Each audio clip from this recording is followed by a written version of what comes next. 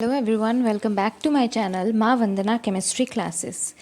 Last जो हमने class 12th के लिए वीडियो डाली थी, जो कि था इसका पार्ट नंबर 12th, उसके अंदर हमने डिस्कस किया था पी ब्लॉक का लास्ट ग्रुप। ठीक है, पी ब्लॉक का जो लास्ट ग्रुप था वो कौन सा था? ऑब्वियसली जो नोबल गैसेस थी वो हमने डिस्कस किया था और उस पर हमने वहाँ पे पी ब्लॉक ख़त्म कर दिया है। ओके, ये जब चैप्टर कंप्लीट हो जाएगा, P D and F block तीनों जब ये कंप्लीट हो जाएंगे, तो हमने वैसे तो एस ब्लॉक भी किया है हमने, तो मैं चारों के चारों ब्लॉक में से जो भी इम्पॉर्टेंट क्वेश्चंस हैं वो सेलेक्ट करूँगी और आपके लिए एक अलग से जो है मैं कह सकती हूँ लाइव क्लास जो होगी वो लूँगी और उस लाइव क्लास में आपको वो सारे इंपॉर्टेंट क्वेश्चंस जो हैं वो डिस्कस करवाऊँगी। उसके अंदर जो भी आपकी प्रॉब्लम होगी वो आप मुझे बता दीजिएगा।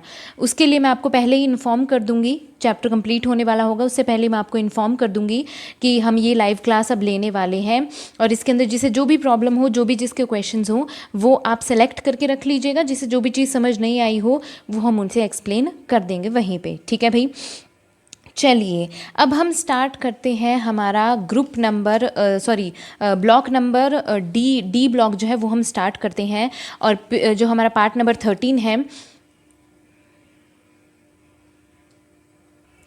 डी ब्लॉक स्टार्ट करते हैं और जो हमारा पार्ट नंबर 13 है इसके अंदर पहली चीज़ ये बता दूं, जैसे कि हमने पी ब्लॉक किया था उसके अंदर हमने एक एक ग्रुप का डिस्कशन किया था। ठीक है, लेकिन इसके अंदर हम सारे के सारे डी ब्लॉक को एक साथ ही पढ़ेंगे, क्योंकि पी ब्लॉक के अंदर क्या था कि उसमें हर एक ग्रुप की अपनी अलग अलग क्वालिटीज़ थी। ठीक है, उनके अंदर अपने अलग अलग चेंजेस थे।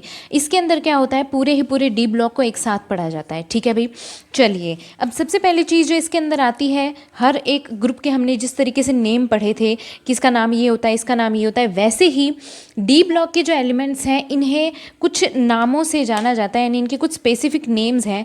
जैसे कि सबसे पहले जो है डी ब्लॉक का नाम जो है इसे कहा जाता है ट्रांजिशन एलिमेंट्स। ये आपसे पूछा जाता है कि इन्हें ट्रांजिशन एलिमेंट्स क्यों कहा गया है, तो आपको ध्यान होना चाहिए। ठीक है, डी ब्लॉक के जो एलिमेंट्स हैं इन्हें कहा जाता है ट्रांजिशन एलिमेंट्स।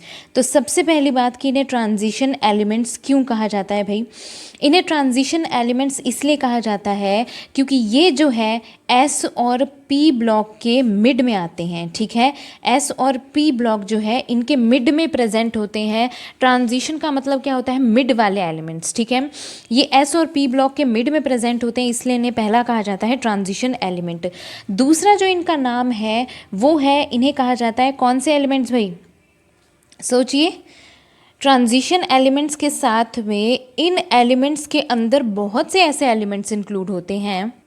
ठीक है, अब जैसे कि हर एक ब्लॉक का अपना अलग नाम है, एस ब्लॉक को एस ब्लॉक के एलिमेंट्स, पी ब्लॉक को पी ब्लॉक के एलिमेंट्स, डी ब्लॉक को डी ब्लॉक के एलिमेंट्स, यानी कि इन्हें डी ब्लॉक के एलिमेंट्स क्यों कहा जाता है भाई, क्योंकि इनके अंदर जो लास्ट इलेक्ट्रॉन है जो एंटर करता है, लास्ट इलेक्ट्रॉन हमेशा कौन सी शेल में एंटर करता है, डी सब शेल के अंदर एंटर करता है।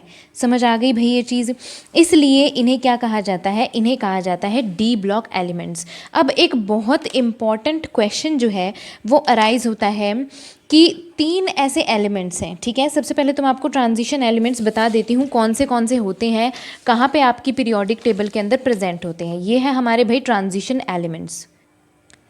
ठीक है, अब इनके अंदर क्या है, ये जो पिंक कलर में शो हो रहे हैं ये सारे के सारे कौन से हैं, ट्रांजिशन एलिमेंट्स हैं। ठीक है, जो कि स्टार्ट हो रहे हैं ग्रुप नंबर 3 से लेके ग्रुप नंबर 12 के अंदर। यहाँ वाले थे एस ब्लॉक एलिमेंट्स, यहाँ वाले पी, और ये वाले कौन से हैं, एफ ब्लॉक एलिमेंट्स। अब सबसे पहली चीज़ ये आती है कि ये जो ट्रांजिशन एलिमेंट्स होते हैं इनके अंदर तीन एलिमेंट ऐसे हैं जिन्हें डी ब्लॉक के एलिमेंट्स कहा जाता है, लेकिन इन्हें ट्रांजिशन एलिमेंट्स नहीं कहा जाता।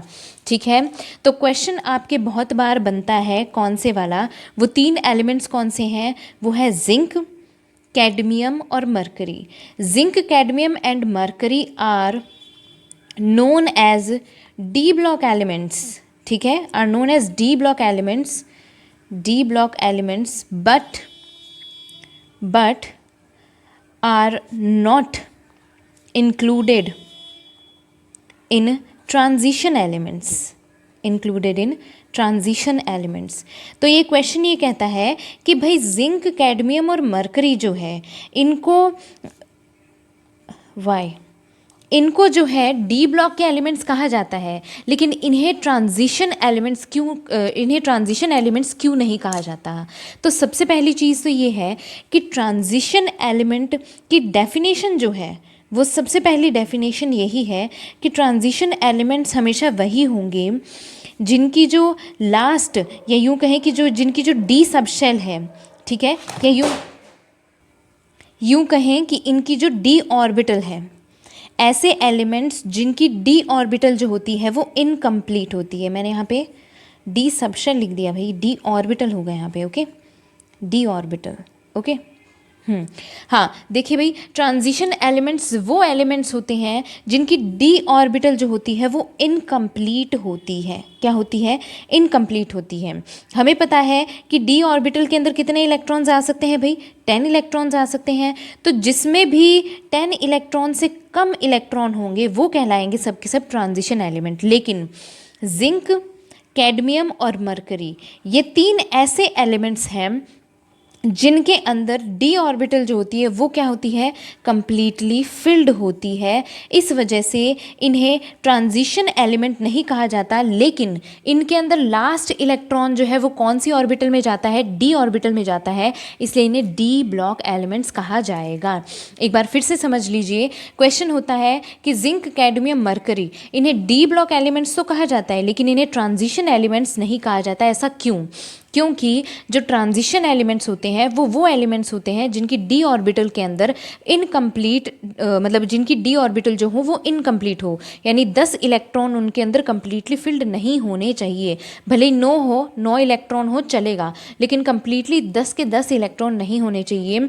इसलिए जिंक, कैडमियम और मरकरी जो है इनकी डी ऑर्बिटल में 10 के 10 इलेक्ट्रॉन प्रेजेंट होते हैं, इसलिए इन्हें जो है क्या नहीं कहा जाता? ट्रांजिशन एलिमेंट नहीं कहा जाता, लेकिन इन्हें क्या कहा जाता है? बिल्कुल, इन्हें कहा जाता है डी ब्लॉक के एलिमेंट्स। अब क्वेश्चन अराइज होता है एक और, अब वो आपके दिमाग में या तो आ गया होगा, नहीं तो मैं बोलूँगी शायद तब आएगा। तो उससे पहले एक चीज़ आपको और बता दूँ कि जो डी ब्लॉक के एलिमेंट्स हैं इनके अंदर कुछ एक्सेप्शंस होते हैं। एक्सेप्शंस किस चीज़ के होते हैं भाई? एक्सेप्शंस ऑफ इलेक्ट्रॉनिक कॉन्फ़िगरेशन, ठीक है, एक्सेप्शंस ऑफ इलेक्ट्रॉनिक कॉन्फ़िगरेशन। अब इलेक्ट्रॉनिक कॉन्फ़िगरेशन कैसे एक्सेप्शन है, उसके लिए मैं आपको सिर्फ और सिर्फ जो इसका पीरियड नंबर, हम कह सकते हैं कि इसका जो पीरियड सबसे पहले 4th से स्टार्ट होते हैं, जो हमारे डी ब्लॉक के एलिमेंट्स हैं, तो उसमें जो डी ब्लॉक के एलिमेंट्स का पीरियड नंबर 4th है उसकी इलेक्ट्रॉनिक कॉन्फ़िगरेशन मैं आपको समझा देती हूँ, बाकी सबकी उसी तरीके से होगी, ठीक है। सबसे पहले हम स्टार्ट करते हैं किससे? स्कैंडियम से स्टार्ट करते हैं, ठीक है। तो स्कैंडियम की जो इलेक्ट्रॉनिक कॉन्फ़िगरेशन है वो कितनी होती है भाई? नॉर्मल सी बात है, स्कैंडियम का जो एटॉमिक नंबर है वो कितना होता है? 21 होता है। इसकी इलेक्ट्रॉनिक कॉन्फ़िगरेशन क्या होगी? 3d1 4s2।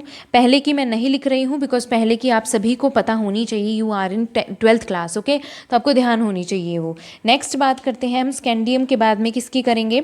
टाइटेनियम की। टाइटेनियम का जो एटॉमिक नंबर है वो होता है 22। इसकी इलेक्ट्रॉनिक कॉन्फ़िगरेशन कितनी होती है भाई? 3d2 4s2, ठीक है। आपकी इलेक्ट्रॉनिक कॉन्फ़िगरेशन पूछी जाती है तो आपको ध्यान होना चाहिए बहुत अच्छे से। अगर आपको पीरियोडिक टेबल में ये नहीं पता है कि ऊपर से नीचे मूव कर रहे हैं तो प्रिंसिपल क्वांटम नंबर कैसे चेंज हो रहे हैं, तो इस वीडियो के नीचे जो है 11th क्लास की पीरियोडिसिटी इन प्रॉपर्टी वाला जो आपका चैप्टर है, सभी ने पढ़ा होगा, उस वीडियो का लिंक है इसके डिस्क्रिप्शन बॉक्स में, वो जाके देख लीजिए, फिर आपको अच्छे से समझ आ जाएगा कि ऊपर से नीचे या लेफ्ट टू राइट मूव हो रहे हैं तो किस तरीके से इलेक्ट्रॉनिक कॉन्फ़िगरेशन बनती है, ठीक है। बेसिक जिसके वीक हैं, जिसके भी बेसिक वीक हैं, सबसे पहले इंपॉर्टेंट चीज़ मैं यही कहूँगी, 11th क्लास की वीडियोस जो है साथ साथ देखते रहिए, क्योंकि आपका बेसिक वहीं से स्ट्रॉन्ग होगा। और अगर आप अपना बेसिक स्ट्रॉन्ग नहीं करना चाहते हैं तो आप आगे कोई भी कॉम्पिटिटिव एग्ज़ाम के अंदर नहीं बैठ सकते हैं, बिकॉज हर एक कॉम्पिटिटिव एग्ज़ाम के अंदर बेसिक स्ट्रॉन्ग होना ज़रूरी होता है, मस्ट है ये बहुत ज़्यादा। तो जो भी 12th क्लास के अंदर है, अभी आपके पास में बहुत टाइम है भाई। 12th क्लास के जो भी स्टूडेंट्स हैं, मुझे आप बोलते रहते हैं मैम 12th की वीडियोस अपलोड कीजिए, 12th की वीडियोस अपलोड कीजिए। पहले जो मैंने वीडियोस डाली हुई हैं उनको अच्छे से पढ़ लीजिए, बहुत अच्छे से, फिर अपनी बुक पढ़ लीजिए, और जो 11th की डाली हैं उनको रिवाइज़ करिए, बिकॉज आपका जो भी नीट की प्रिपरेशन कर रहे हैं उनके लिए उनका बेसिक स्ट्रॉन्ग होना, मतलब यूँ मान लीजिए कि 11th का जितना उनका बेसिक स्ट्रॉन्ग होगा उतना ही उनके परसेंटेज जो है नीट के अंदर पास होने के बढ़ते जाएंगे, क्योंकि नीट में 11th का पोर्शन ज़्यादा आता है, 12th का कम आता है, ओके। ये चीज़ ध्यान रखिए। तो 11th क्लास की जो पीरियोडिसिटी इन प्रॉपर्टी वाला जो चैप्टर है, ये क्लासिफिकेशन ऑफ एलिमेंट है, वो वाले चैप्टर का प्लेलिस्ट का कंप्लीट का लिंक मैं आपको नीचे डिस्क्रिप्शन बॉक्स में दे दूंगी। उस कंप्लीट चैप्टर को अच्छे से देख लीजिएगा, फिर आपको ये और अच्छे से समझ आ जाएगा। चलिए, स्कैंडियम, टाइटेनियम, वेनाडियम। वेनाडियम का जो एटॉमिक नंबर है वो है 23। मैं पहले सारे एलिमेंट्स लिख देती हूँ, ठीक है। क्रोमियम का होता है 24, ठीक है। एंड देन मैंगनीज का होता है 25। फिर है आयरन, आयरन का होता है भाई 26, ठीक है। और आयरन के बाद में कौन सा होता है? बिल्कुल कोबाल्ट, कोबाल्ट का कितना होता है 27। फिर है निकल, निकल का होता है 28, कॉपर का होता है 29 and then last one is zinc, zinc का होता है 30। अब बात करते हैं इलेक्ट्रॉनिक कॉन्फ़िगरेशन की इनकी। चलिए 3d1 4s2, इसका है 3d2 4s2। अब बात करते हैं वेनाडियम की। वेनाडियम का यहाँ पे 1 आ गया, यहाँ 2 आ गया, तो इसका क्या आएगा 3d3 4s2, ठीक है। अब ये क्रोमियम है, क्रोमियम का एक्चुअली में होना तो क्या चाहिए 3d, बिकॉज इसमें 3 आ गया तो यहाँ पे 3d4 4s2 होना चाहिए, ओके। लेकिन होना ये चाहिए, लेकिन इसको प्रायोरिटी नहीं दी जाती है ज़्यादा। इसका जो एक्चुअल में इलेक्ट्रॉनिक कॉन्फ़िगरेशन होता है वो होता है 3d5 4s1, ठीक है। इसको सही माना जाता है, ये वाली जो है सही है और ये वाली जो है वो गलत है। क्यों है भाई? ये है 3d4, ये है 3d5। हमें पता है d ऑर्बिटल्स के अंदर कितने इलेक्ट्रॉन आ सकते हैं 10, ठीक है। ये है हमारे 10 इलेक्ट्रॉन, ठीक है। 1 2 3 4 और 5। अब देखिए ये 3d5 की कंडीशन है।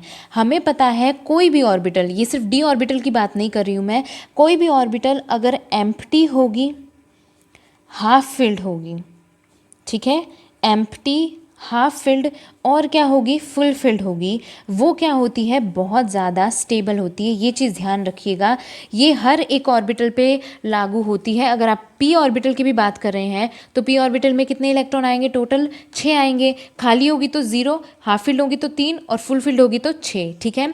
तो हमेशा ध्यान रखिएगा जो भी एम्प्टी ऑर्बिटल हो, हाफ फिल्ड हो या फुल फिल्ड हो, वो ऑर्बिटल्स बहुत ज़्यादा स्टेबल होती हैं। तो यहाँ पे क्रोमियम के पास में 4 इलेक्ट्रॉन हैं और ये 4s2 है, तो ये एक अपना 4s2 क्या करता है इलेक्ट्रॉन 3d को ट्रांसफ़र कर देता है, जिसमें 4s के पास 1 और 3d के पास में 5। इसलिए ये वाली इसकी ऑर्बिटल की जो ये वाला जो इलेक्ट्रॉनिक कॉन्फ़िगरेशन है ज़्यादा स्टेबल है, ठीक है।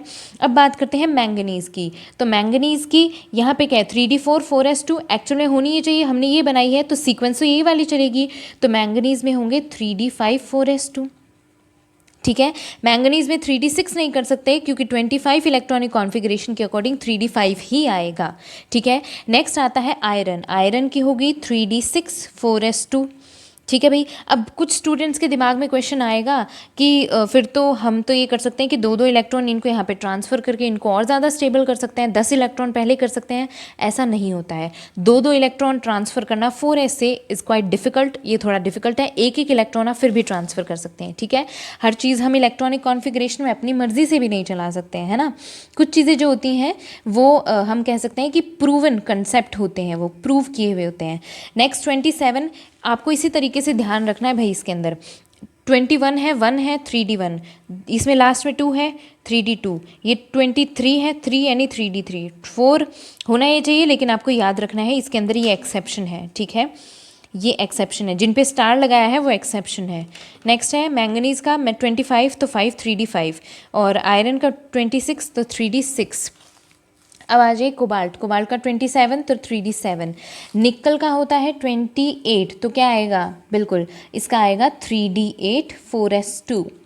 अब बात करते हैं कॉपर की, कॉपर की है 329, तो एक्चुअली में होना क्या चाहिए इसका इलेक्ट्रॉनिक कॉन्फ़िगरेशन? होना चाहिए 3d9 4s2, ये होना चाहिए। लेकिन मैंने क्या कहा, कौन सी ऑर्बिटल ज़्यादा स्टेबल है? एम्प्टी, हाफ फिल्ड और फुल फिल्ड। तो ये क्या करेगा, एक इलेक्ट्रॉन 4s से ले लेगा और अपना इलेक्ट्रॉनिक कॉन्फ़िगरेशन चेंज कर लेगा इसमें, इसलिए इसे ना मानकर इसे ज़्यादा सही माना जाता है। क्यों? क्योंकि यहाँ पे 3d जो है वो फुल फिल्ड हो गई है, ठीक है। अब बात करते हैं जिंक की, तो जिंक की तो वैसे ही नॉर्मल होती है 3d10 4s2। अब क्वेश्चन आता है दिमाग के अंदर ये कि भाई आपने तो कहा था कि मैम आपने तो कहा है कि जिंक, कैडमियम और मरकरी जो है उनको ट्रांजिशन एलिमेंट नहीं कहा जाता। क्यों? क्योंकि इनकी डी ऑर्बिटल में 10 इलेक्ट्रॉन है, सबके पास 10 इलेक्ट्रॉन है, तो उन्हें ट्रांजिशन एलिमेंट नहीं कहा जाता। तो अब इसी तरीके से इसके अंदर कॉपर के साथ साथ कॉपर के बाद में नीचे के जो उसके हम कह सकते हैं कि नीचे के जो ग्रुप के एलिमेंट्स हैं, कॉपर के नीचे कौन सा आता है भाई? सिल्वर, जिसे बोलते हैं Ag। और सिल्वर के बाद में उसके सिल्वर के नीचे कौन सा होता है? Au, जो कि है गोल्ड। ठीक है, तो इनकी इलेक्ट्रॉनिक कॉन्फ़िगरेशन भी इसके जैसी है। एक इलेक्ट्रॉन ये भी ले रहे हैं, किससे ले रहे हैं? जैसे इसने 4s से लिया है तो ये किससे ले रहे हैं? 5s से ले रहे हैं, तो ये 5s1 हो गया इसके अंदर। गोल्ड जो है इसने ले लिया 6s से, तो ये 6d1। तो अब क्या क्वेश्चन ये हो सकता है कि कॉपर, सिल्वर और गोल्ड जो है इन्हें भी सिर्फ और सिर्फ क्या कहा जाए? इन्हें भी सिर्फ डी ब्लॉक एलिमेंट कहा जाए, ट्रांजिशन एलिमेंट नहीं कहा जाता? बिल्कुल नहीं, ऐसा नहीं होता है। कॉपर, सिल्वर और गोल्ड जो है इन तीनों को ट्रांजिशन एलिमेंट भी कहा जाता है और इन्हें डी ब्लॉक एलिमेंट भी कहा जाता है।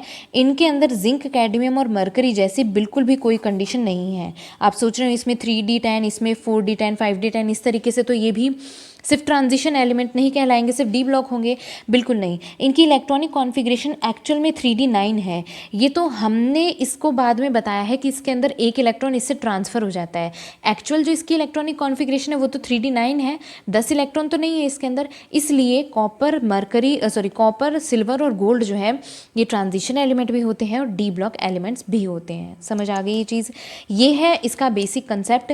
बहुत बार इससे रिलेटेड क्वेश्चंस आ जाते हैं और बहुत से स्टूडेंट जो हैं जिन्हें मैं पढ़ाती हूँ, एक्चुअली में जिनकी मैं ट्यूशन क्लासेस लेती हूँ, वो ये क्वेश्चन जो है छोड़ कर आते हैं क्योंकि उन्हें ये लगता है कि पता नहीं क्या होगा इसका आंसर। तो ऐसा कुछ भी नहीं है, ये नॉर्मल सा बेसिक सा क्वेश्चन था जो हर एक स्टूडेंट को पता होना चाहिए। ठीक है भाई, ये हो गया हमारा यहाँ पे इसका इंट्रोडक्शन। अब हम इसके आगे बात करते हैं। इसके अंदर जो नेक्स्ट क्वेश्चंस आते हैं कि जो पोजीशन है इनकी पीरियोडिक टेबल के अंदर वो कहाँ होती है भाई? इनकी पोजीशन जो होती है मिड में होती है, या फिर यूँ कहें between S and P block होती है। ठीक है भाई, इनकी इलेक्ट्रॉनिक कॉन्फ़िगरेशन है वो मैं आपको अच्छे से सारी बता चुकी हूँ।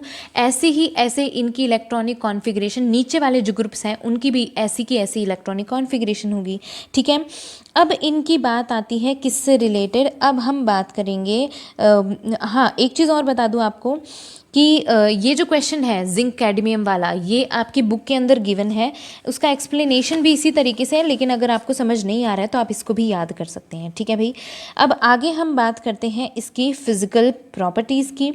फ़िज़िकल प्रॉपर्टीज़ में सबसे पहली चीज़ जो हम जनरल प्रॉपर्टी के अंदर इसकी देखेंगे, इनकी फ़िज़िकल प्रॉपर्टीज़ के अंदर जो इनका सबसे पहला पॉइंट है, फ़िज़िकल प्रॉपर्टीज़ के अंदर जो इनका सबसे पहला पॉइंट है वो है इनकी कह सकते हैं नॉर्मल प्रॉपर्टीज़। यानी कि हम कह सकते हैं कि इनकी स्टेट जो होती है वो कैसी होती है, यानी कि ये किस तरीके से जो है अर्थ क्रस्ट पे प्रेजेंट होते हैं। देखिए, फ़िज़िकल प्रॉपर्टीज़ के अंदर इनकी बहुत सी प्रॉपर्टीज़ आएंगी, जैसे कि इनकी एटॉमिक एंड आयनिक रेडियाइज आएंगी। ठीक है, इनके आयनाइजेशन एंथैल्पीज़ आएंगी, तो बहुत सी चीज़ें आएंगी। तो उसमें सबसे पहले हम देखते हैं इनकी अबंडेंस कैसी है। ठीक है, नियरली जितने भी ट्रांजिशन एलिमेंट हैं वो सब मेटेलिक प्रॉपर्टीज़ के होते हैं। ठीक है, इनकी जो प्रॉपर्टीज़ होती हैं वो क्या होती है भाई? मेटेलिक प्रॉपर्टीज़ होती हैं। ठीक है, यानी मेटेलिक नेचर ये शो करते हैं। दूसरी चीज़ ये है कि इनकी हाई टेंसाइल स्ट्रेंथ होती है, ductility, malleability, high thermal conductivity. ठीक है, और मेटेलिक लस्टर, यानी कि all properties are related with metals, यानी कि इनकी जितनी भी प्रॉपर्टीज़ हैं वो सब की सब मेटल जैसी होती हैं। मेटल की क्या प्रॉपर्टी होती है? यही तो होती है tensile strength, ductility, malleability, high thermal and electrical conductivity, सारी की सारी चीज़ें होती हैं। मेटेलिक लस्टर जो होती है वो भी होती है, तो वही इनके अंदर प्रेजेंट होती है भाई। ठीक है, एक्सेप्शन क्या है इसके अंदर? एक्सेप्शन है जिंक, कैडमियम, मरकरी। ठीक है, इनके अंदर मेटेलिक स्ट्रक्चर नॉर्मल टेम्परेचर पे नहीं होती है। ठीक है, यानी कि इनकी जो प्रॉपर्टीज़, यहाँ पे लिख देती हूँ इस चीज़ को, है ना, ये सारी की सारी इनकी प्रॉपर्टीज़ होती हैं एक्सेप्ट कौन सा? Zinc, cadmium and mercury, Hg जिसे कहा जाता है। चलिए भाई, अब बात करते हैं नेक्स्ट पॉइंट की। ये जो ट्रांजिशन मेटल्स होते हैं इसमें देखिए सबकी, मैं जब ट्रांजिशन मेटल की बात कर रही हूँ तो मैं सभी एलिमेंट्स की बात कर रही हूँ एक्सेप्ट इनकी। ठीक है, ट्रांजिशन मेटल मैं बोलूँगी तब आपको समझना है सारे मेटल्स एक्सेप्ट ये। डी ब्लॉक एलिमेंट बोलूँगी तब आपको समझना है कि ये भी एलिमेंट इसमें इंक्लूड हो रहे हैं। समझ गए? ठीक है, ट्रांजिशन मेटल जो होते हैं इनके अंदर बहुत ज़्यादा हम कह सकते हैं कि हार्ड और बहुत ज़्यादा लो वॉलेटिलिटी होती है, ठीक है, हार्ड एंड लो वॉलेटिलिटी, ठीक है। वॉलेटिलिटी का मतलब क्या होता है भाई? वॉलेटिलिटी का मतलब होता है वेपर की फॉर्म में जल्दी से उड़ जाना, ठीक है। जैसे कि परफ्यूम्स जो होते हैं वो बहुत ज़्यादा वॉलेटाइल इन नेचर होते हैं। कैसे? बॉटल के अंदर लिक्विड में प्रेजेंट होते हैं, जैसे ही हम उसे स्प्रे करते हैं तो हम पे स्प्रे जो आता है वो भी लिक्विड आता है, लेकिन 2 मिनट बाद में वो क्या हो जाते हैं? बिल्कुल इवेपोरेट हो जाते हैं, तो उसे कहा जाता है वॉलेटिलिटी, ठीक है। नेक्स्ट बात जो हम करते हैं कि इनका हाई मेल्टिंग पॉइंट होता है, ठीक है। इनका मेल्टिंग पॉइंट जो होता है वो काफ़ी ज़्यादा क्या होता है? हाई होता है। मेल्टिंग पॉइंट इनका बढ़ा हुआ होता है। वो क्यों होता है? आयनाइजेशन एंथैल्पीज वगैरह की वजह से होता है, साइज़ की वजह से होता है। वो सारा का सारा आपके आगे आएगा। अभी सिर्फ इतनी बात ध्यान रखनी है कि इनका मेल्टिंग पॉइंट जो होता है वो हाई होता है। मैं आगे इस चीज़ को आपको जब भी वो एटॉमिक साइज, एटॉमिक रेडियाई या फिर एटॉमिक और आयनिक रेडियाई और आयनाइजेशन एंथैल्पी बताऊंगी तो इस पॉइंट को वहाँ ले लूँगी। अभी आपको इतना ध्यान रखना है, ठीक है। नेक्स्ट चीज़ जो है कि high melting point of these element are attributed to the involvement of greater electrons. Main reason इसका ये आया है कि n-1 ऑर्बिटल के अंदर इलेक्ट्रॉन्स बढ़ते जाते हैं, कंटिन्यूसली बढ़ते जाते हैं, इस वजह से इनका मेल्टिंग पॉइंट जो होता है वो हाई होता है, ठीक है भाई। मैक्सिमम जो इलेक्ट्रॉन्स आते हैं D5 आते हैं, ठीक है। इनकी हाई एंथैल्पीज होती है एटोमाइजेशन की, यानी कि हाई एंथैल्पी ऑफ एटोमाइजेशन। अब एटोमाइजेशन क्या होता है भाई? हाई एंथैल्पी ऑफ एटोमाइजेशन होता क्या है?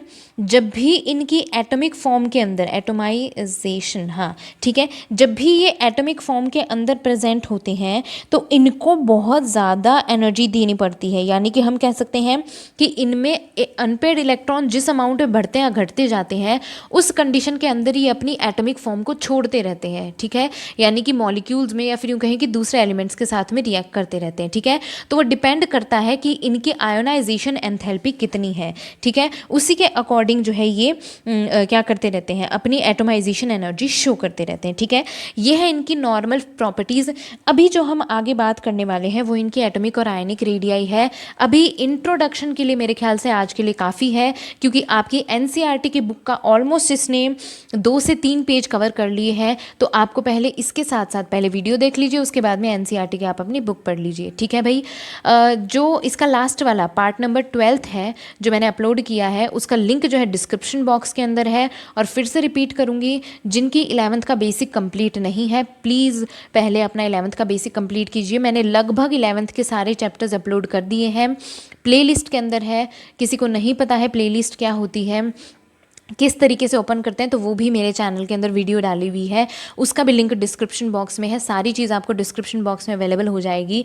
प्लेलिस्ट में वीडियोस हैं काफ़ी सारी, जाइए देखिए, जितना हो सके उन्हें लाइक करिए, शेयर करिए। कोई चीज़ समझ नहीं आ रही है कमेंट करिए, मैं आपको अपनी नेक्स्ट वीडियो के अंदर उसका एक्सप्लेन कर दूँगी। लेकिन प्लीज़ अच्छे से पढ़िए, बेसिक्स अपने जो है स्ट्रॉन्ग करिए, ठीक है।